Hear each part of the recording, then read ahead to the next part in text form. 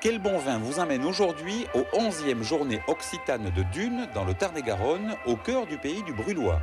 Entre gastronomie et spectacles folkloriques, le marché que nous allons découvrir ensemble rassemble les passionnés du patrimoine et du terroir. Alors avant de faire connaissance avec le vin noir du Brulhois, voici le sommaire de cette émission. Nous partirons tout d'abord à la découverte de l'appellation Côte du Brulhois, vin noir du sud-ouest, et notamment de son histoire, pour s'intéresser ensuite au cépage bien particulier qui donne sa couleur noire au vin, le tanat. On vivra ensuite la vie du vigneron pendant la période qui précède les vendanges, où vous le verrez, science et convivialité s'unissent pour sonner le début de la récolte.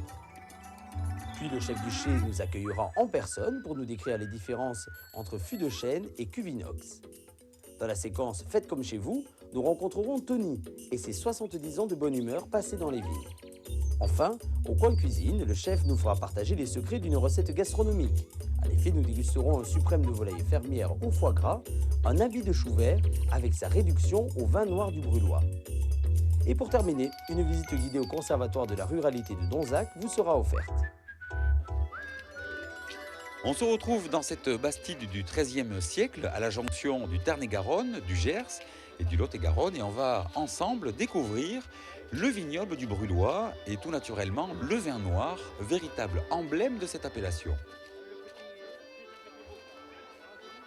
Vous voyez d'ailleurs le stand des vignerons du Brulhois et je vous invite à écouter Joël Carsenac, c'est le président du syndicat de l'appellation. Il nous présente avec passion l'appellation des côtes du Brulhois, son histoire et un peu de géographie.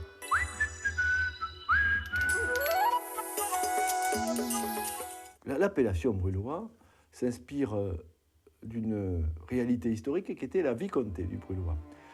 Dès le XIIIe siècle s'étendait d'Auvillard à Astafort le vignoble réputé de la vicomté du Brulhois. Cette vieille terre viticole, périodiquement brûlée en raison de son aridité, donnait aux hommes les vins noirs du Brulhois. L'aire de répartition du vignoble s'étend entre Gascogne et Quercy, de part et d'autre de la Garonne. La Garonne était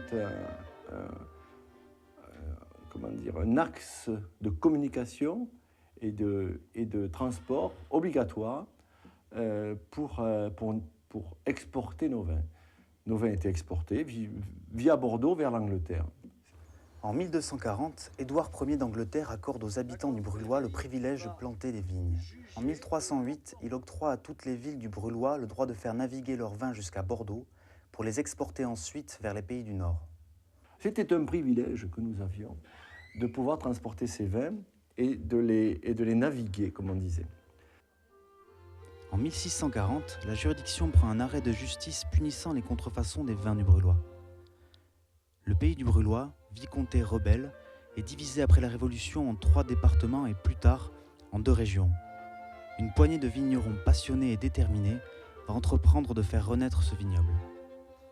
Au XXe siècle, le nom même du Brulhois est quasiment oublié. Mais la vigne s'accroche toujours à cette terre et depuis 30 ans, l'essor du vignoble lui redonne nom et fierté. Le Brulhois refleurit dans les esprits et dans la culture collective. Et pour nous qui nous cherchions un tout petit peu, on a retrouvé cette identité et on la revendique. Qui t'es, toi? Moi, je suis du Brulhois.